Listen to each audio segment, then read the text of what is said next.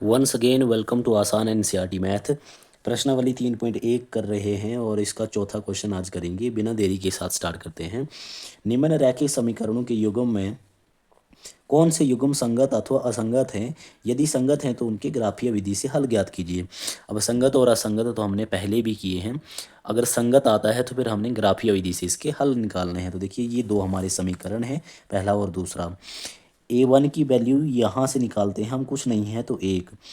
A2 की value यहाँ से निकालते हैं 2। B1 की वैल्यू देखिए ये है, इसके आगे कुछ नहीं है तो 1 लिखा हमने। और B2 की वैल्यू यहाँ से निकालते हैं जो कि 2 दी है। फिर C1 की वैल्यू 5 है और C2 की वैल्यू 10 है। इसको भी काटा तो 1/2 बचा, 5 एकम 5, 5 दूनी 10, 1/2। तीनों के तीनों हमारे बराबर आए हैं। तो यहाँ से देखिए अगर तीनों हमारे बराबर आते हैं तो रैखिक समीकरण युग्म संगत होता है। ये देखिए आगे वाले दो बराबर नहीं आए तब भी संगत, और तीनों बराबर आते हैं तब भी संगत होता है।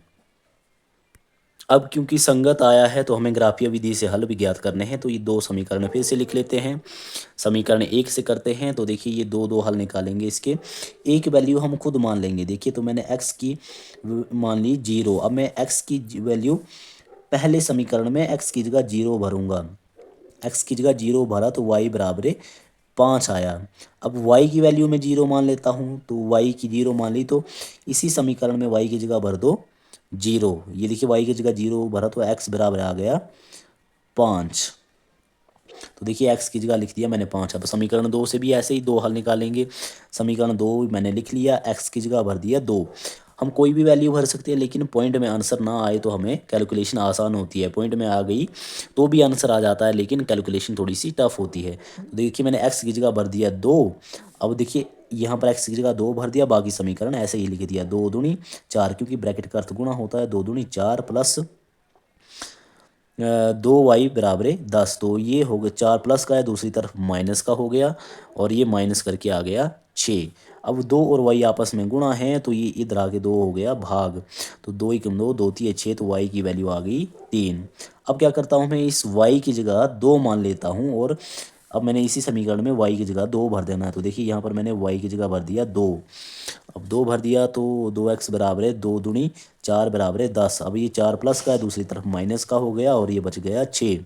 ये x और 2 आपस में गुणा में है तो दूसरी तरफ आके ये भाग हो गया। 2 एकम 2, 2 3 6, तो x की वैल्यू भी आ गई 3। तो ये मैंने x की वैल्यू यहाँ पे 3 लिख दी। अब बनाते हैं इसका ग्राफ।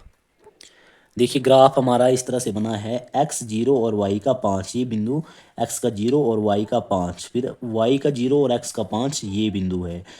x का 2 और y का 3, ये बिंदु है। x का 3 और y का 2, ये बिंदु है। तो ये एक क्या बना रहे हैं, सीधी रेखा बना रहे हैं। जब भी हमारी सीधी रेखा बनती है तो ये संपातीय अथवा रैखिक समीकरण युग्म संगत होता है। तो हमने ग्राफीय विधि से दर्शा दिया है।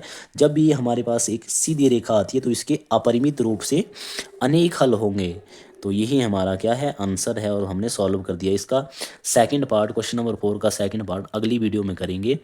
और इस तरह से आसान मैथ के लिए हमारे चैनल को सब्सक्राइब करके रखिए। मिलते हैं अगली वीडियो में। Thank you.